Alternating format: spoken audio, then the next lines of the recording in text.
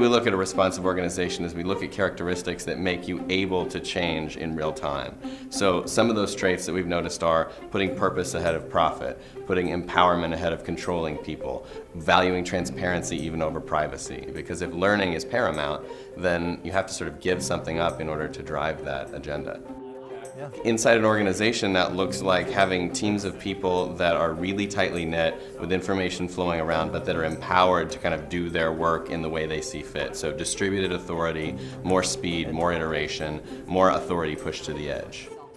I think there's this whole speed issue of information and of change where there's an outside pace and an inside pace. So if the market is adapting faster than you or sharing information faster than you, then that can be problematic. I think the hardest thing about navigating the change from sort of a 20th century to a responsive 21st century mindset is this idea that we don't have control, that we don't know.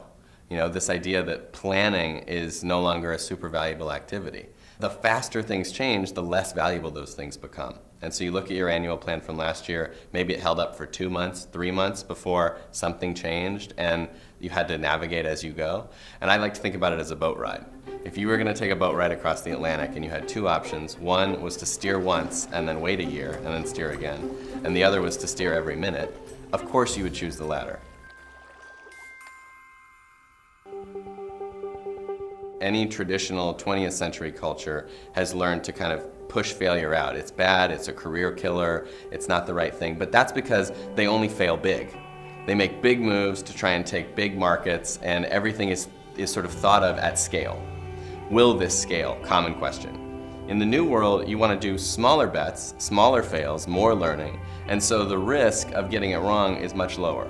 So you actually have kind of this fail to learn mentality, and even the idea or the notion of failure isn't really important as much as the search. What are we learning? What did we figure out today? What does the data tell us? It's not only okay when someone tries something and doesn't work, it'd also be not okay not to try something. What makes great work is when people have the capacity to go to test out the extremes and to know that they might try one thing and it's not going to work, but it just means that they can find another direction. I'm going to let everyone play enough and risk enough that they'll find something more interesting than if they'd just gone to the first solution. Success is not following the procedures and staying within the lines. Success is accomplishing your mission. And so one of the things we look at is, in terms of these patterns, when you test, when you learn, when you get data back, how is it then transmitted or made available to the rest of the culture?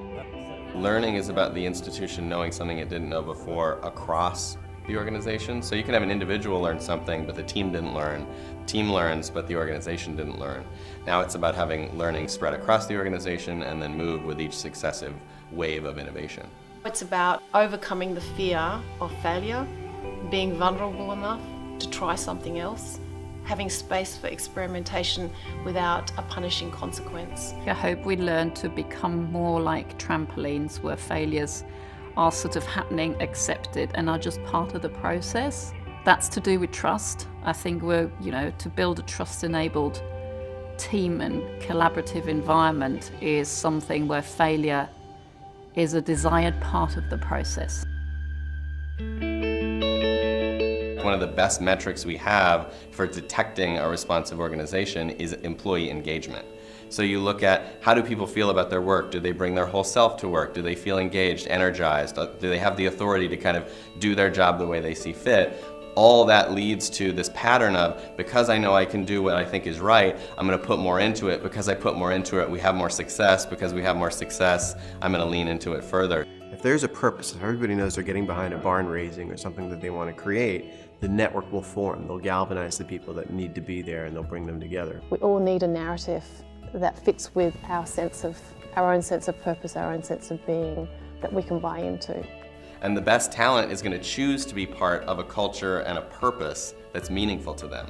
So by putting purpose out there, putting it even ahead of profit, you're saying this is why we want to gather these people to our cause. This is the interest that we all share. At the end of the day, you've got to empower people at the lowest level. And people say, well, I empower you to make decisions. I'm going to decentralize decision making. But that's meaningless unless they're empowered with information.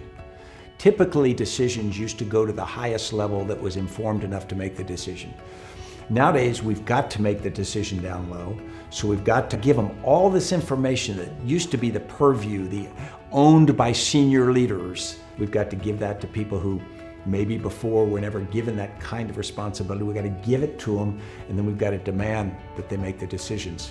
People say it's frightening and that they'll make mistakes. Well, guess what? Everybody's going to make mistakes. And I found that down the chain, they don't make any more mistakes than I would make at a higher level. The great term that I heard a lot was you got to decentralize till you're uncomfortable and then decentralize some more.